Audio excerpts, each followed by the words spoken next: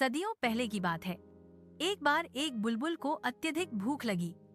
वह भोजन तलाश करते करते एक अमरूद के पौधे पर जा बैठी और अपनी चोंच से अमरूद कुतरने लगी।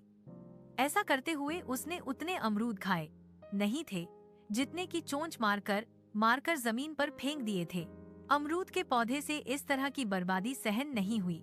उसने बुलबुल से कहा, ओ बुलबुल, तुझमें और तोते में भला अब क्या फर्क रह गया है? वह भी खाता कम है और नष्ट ज्यादा करता है। तुम भी वैसा ही कर रही हो। उसकी यह बात सुनकर बुलबुल चिढ़ गई और बोली, तुम कितने मूर्ख हो, मेरी तुलना तोते से कर रहे हो? कहाँ मैं, कहाँ वो? अमरूद के पौधे ने पूछा, वह कैसे? मैं अगर पेट भरने के लिए फल खाती हूँ तो साथ साथ तुम्हें मीठे गीत भी तो सुनाती हूँ, है ना? बुलबुल ने कहा।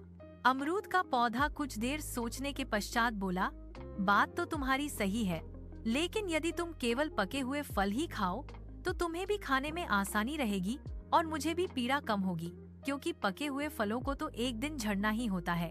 बुलबुल को उसकी बात जंच गई और वह खुशी खुशी मान गई। उसके बाद वह पके हुए फल ही खाने लगी। जब उसका पेट भर जाता तो वह एक भी फल को व्यर्थ चोंच न मारती। एक दिन सुबह सुबह शीतल हवा में झूमते हुए अमरूद के पौधे ने पास खड़े अनार के पौधे को यह सारी बात बताई। अभी दोनों पौधे बातें कर ही रहे थे कि इतनी देर में एक लड़का वहां आया और छड़ी की सहायता से अमरूद के पौधे पर वार करके अमरूद झाड़ने लगा। उसने कच्चे, अधपके और पक्के सभी तरह के कितने ही अमरूद झाड़कर जमीन पर गिरा दिए। फिर उनमें से जो पक्के और अच्छे लगे वह चुन लिए, बाकी वहीं जमीन पर गिरे रहने दिए और चला गया।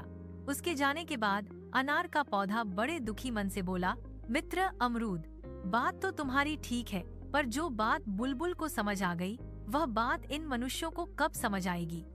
अनार के पौधे की बात सुनकर आसपास खड़े दूसरे पौधे और उन पर बैठे पक्षी सोच में पड़ गए।